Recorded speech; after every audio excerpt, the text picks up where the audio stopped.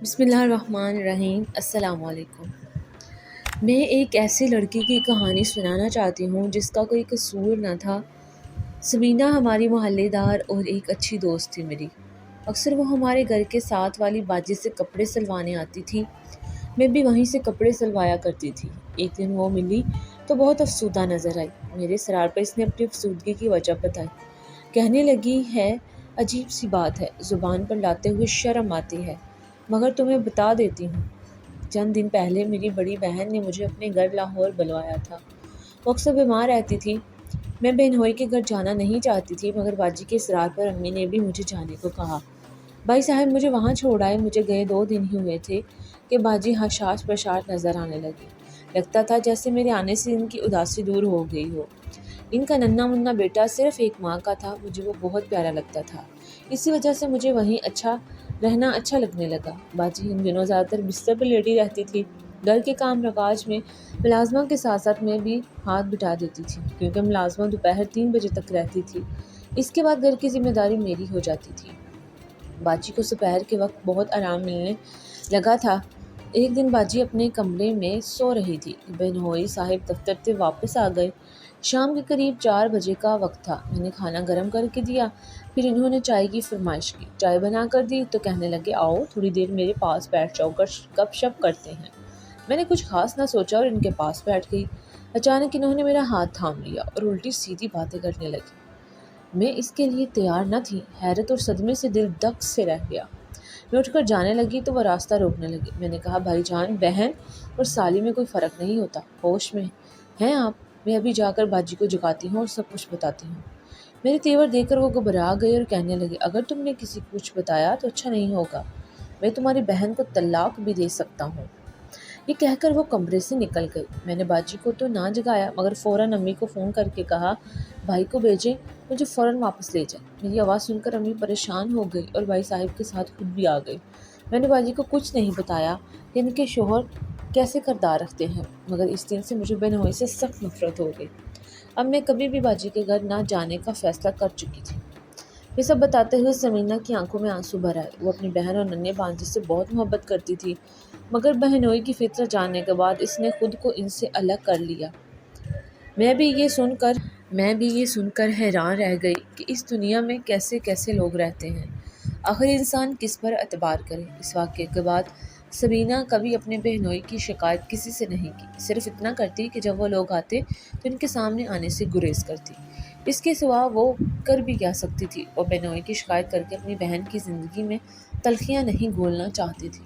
ایک دن سمینہ باجی درزن کے گھر ملی۔ وہ بھی کپڑے سلوانے آئی تھی اور بہت خوش دکھائی دے رہی تھی۔ میں نے پوچھا کیا بات ہے، آج تو بہت خوش لگ رہی ہو؟ وہ کہنے لگی ہاں، میری منگنی ہو گئی ہے، میرے ماموں کراچی میں رہتے ہیں، ان کے بیٹے کے ساتھ رشتہ طے پایا ہے۔ میں نے کہا سمینہ اب تو تم بہت دور چلی جاؤ گی، نہ جانے پھر کبھی ملاقات ہو یا نہ ہو۔ بولی کیوں نہیں، جب بھی آؤں گی تم سے ضرور ملوں گی۔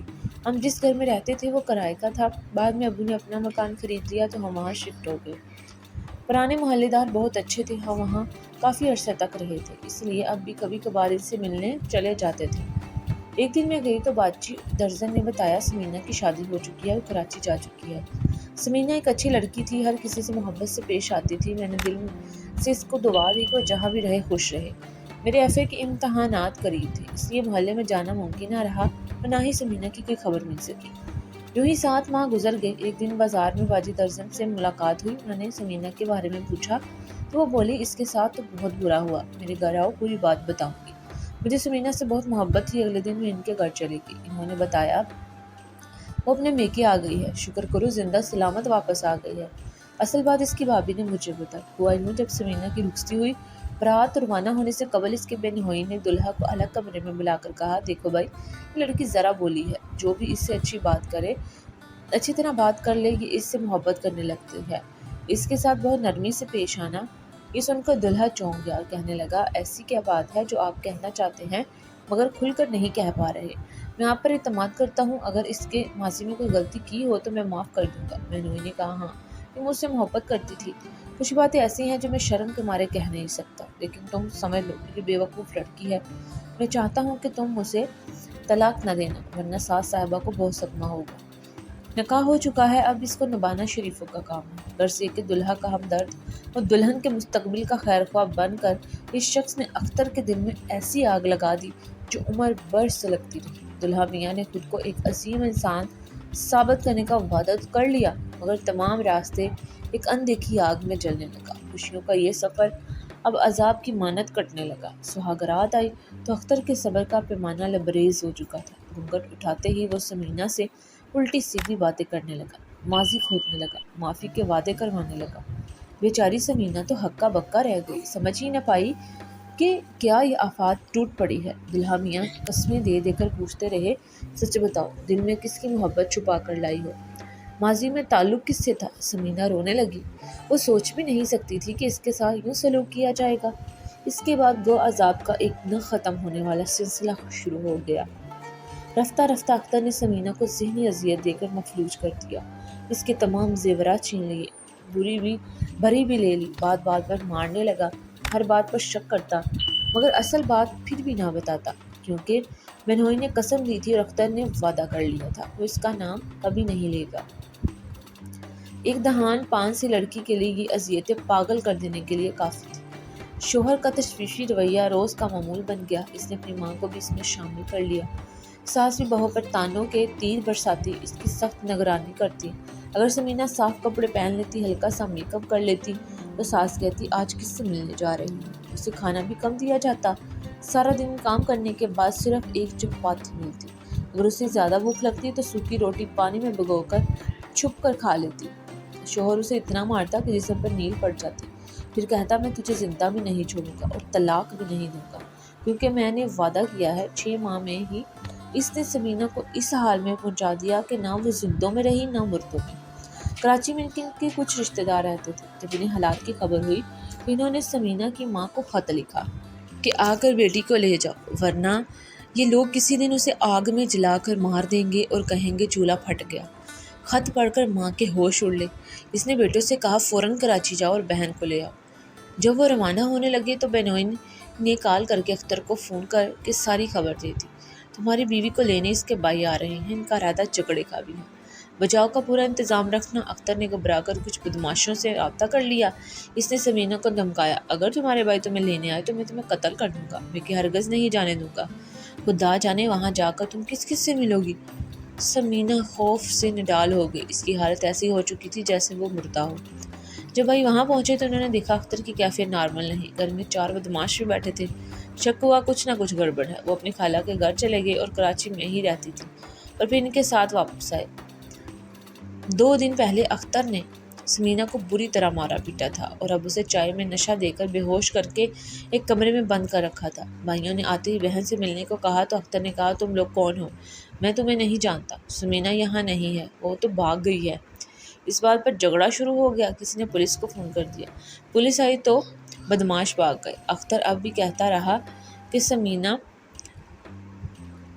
کہاں ہے، ہمیں سمینہ سے ملنے دے، مگر بھائیوں نے اصرار کیا اور کمرہ کھلوایا۔ پولیس نے تالا توڑا، اندر سمینہ بے ہوش پڑی تھی، کپڑے ادھورے تھے، دوپٹہ غائب، جسم پر نیل اور اتنی کمزور ہو چکی تھی کہ خود سے اٹھ بھی نہیں سکتی تھی۔ اختر نے پولیس کو رشوت دی تو وہ چلے گئے۔ بھائی بہن کو ساتھ لے آئے۔ کچھ دن بعد انہوں نے اختر سے طلاق کا مطالبہ کیا، کہا اگر طلاق نہ دی تو تمہیں عدالت لے چلیں۔ تب اختر نے سارا واقعہ سنا دیا۔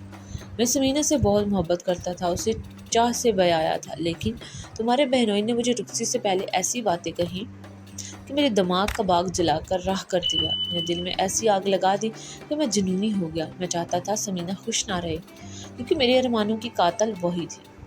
میں اسے طلاق بھی نہیں دے سکتا تھا کیونکہ وہ آزاد ہو جاتی اور میں جلتا رہتا۔ یہ سن کر بھائیوں پر سختہ طاری ہو گیا۔ وہ تو سمجھے تھے ماموں کے گھر شادی کر دی، اب فکر کی بات نہیں، مگر وہ خود بھی اپنی بہن کی خبر نہ لیتے رہے۔ بیٹی بیاہ کر فرض ادا سمجھ لیا۔ سمینہ کی حالت ایسی ہو چکی تھی کہ اس کی خوراک کی نالی سڑ گئی تھی، پانی کا ایک گھونٹ بھی حلق سے نیچے نہ اترتا۔ بڑی مشکل سے طلاق ملی، حق مہر معاف، زیور جہیز سب ضبط کر لیا گیا اور کہا شادی کا خرچ بھی دو تب طلاق ملے گی۔ یہ سب کچھ سمینہ کے بہنوئی کی بد نیتی کا نتیجہ تھا۔